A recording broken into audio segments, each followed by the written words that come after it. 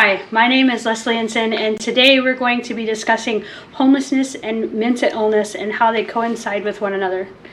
Veterans serve and protect our country and so we can keep our freedoms that we take advantage of and we don't even realize we're doing it.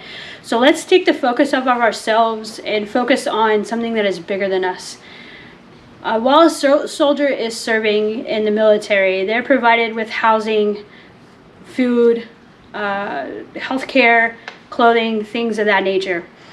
So when they are trying to transition into civilian world, they have to figure out how to get those items on their own. Think about how structured their life has been for X amount of years.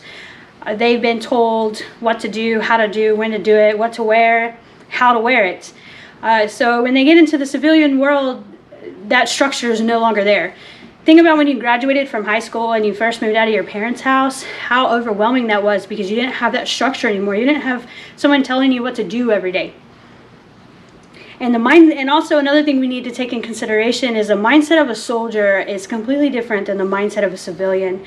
So that's another thing that they have to adapt to. They speak a different language than us as civilians do. So that's another thing we have to take in consideration. And it kind of coincides with mental health. In the United States, we have a mental health crisis, and we're just now aware of it, we've been aware of it, but we're just now kind of grasping it and getting a hold of it.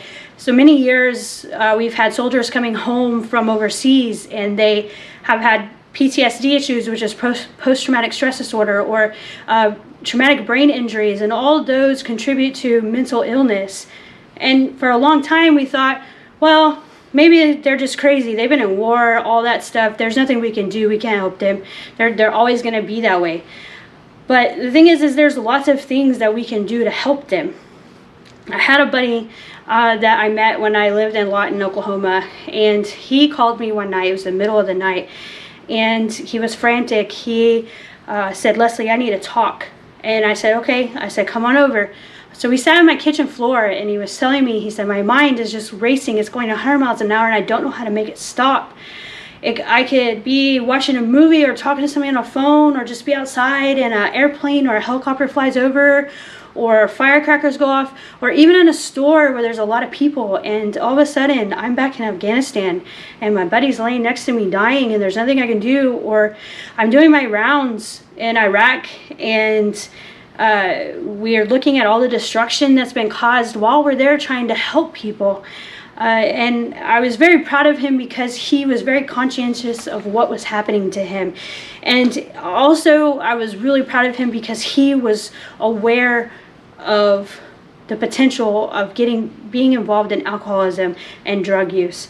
And we used to party together. I mean, we had parties all the time with soldier on and off base and everything like that. So the drugs were there, and the people that had the drugs were always telling you, "Man, it'll take your pain away.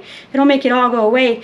And he saw fellow buddies of his, fellow soldiers that got caught up in that, and it was just it was a downward spiral, and they can never get out of it. And that's what he was afraid of happening. So we worked together and with a couple of other people and got him the help he needed. We found organizations that could help him get his PTSD under control and help him get housing and a job so he didn't fall into that category. There are so many veterans that fall in between the cracks, and they're not as lucky as he was because he had a support system.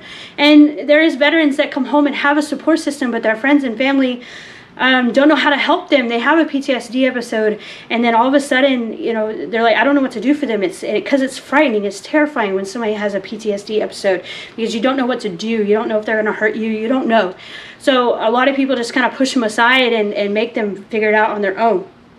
And unfortunately, this is a result to so many veterans' stories and lives.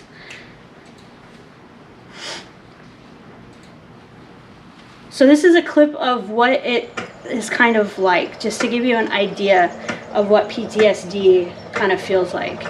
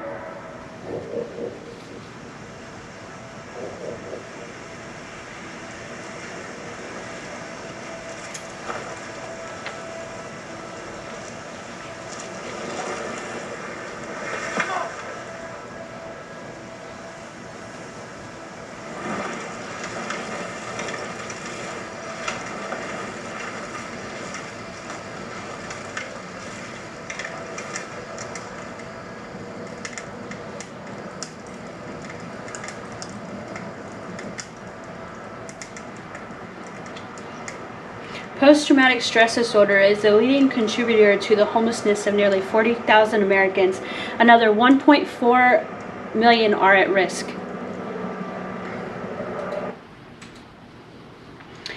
About 1 in 10 adults experiencing homelessness are veterans. Nationally, a shortage of affordable housing and livable income contributes to a large number of veterans with PTSD and substance abuse. So how can we help? According to the Coalition of Homeless Veterans, the most effective programs are community-based, nonprofit, veteran helping veteran groups. So I'm part of the American Legion Auxiliary, Unit 491. And we work closely hand in hand with the Legionnaires of 491. And there's a lot of things that we do within our community and within the veteran community as well. But there's a thing that stood out to me about the Legion, and what makes them so special to me is that there's a lot of veterans that have PTSD issues that come to our post because they feel safe and they know that there's somebody there that will talk them through the issue that they're having and will help them. We had a veteran come in and he was sweating, he was breathing real heavy, and he says, "I need help. I need somebody to help me." So a Legionnaire walks up to him and he says, "Hey man, how can I help you?" He goes in and starts telling him what's going on. That Legionnaire grabbed another Legionnaire. That Legionnaire grabbed another one, and so on and so forth. They took him to a quiet space and let the man talk, let him vent what was going on inside of him and what he needed help with. And they gave him their phone numbers and everything like that, and night after night this veteran kept coming in for help and just having a conversation. We were able to help him and get him with an organization that helped him get his PTSD under control, and also get him into programs that helped him with housing and helped him get a job. And there's quite a few other organizations. We have the Rally Project, which focuses on building small homes that are for veterans that are homeless and that are in need. The DAV is also a very good resource too. They're also a nonprofit organization. So if we come together as a community and a nation, we can make a difference. We can be their support system and help them guide them in the right direction. Get involved with your community. You will be surprised as to what happens when you do.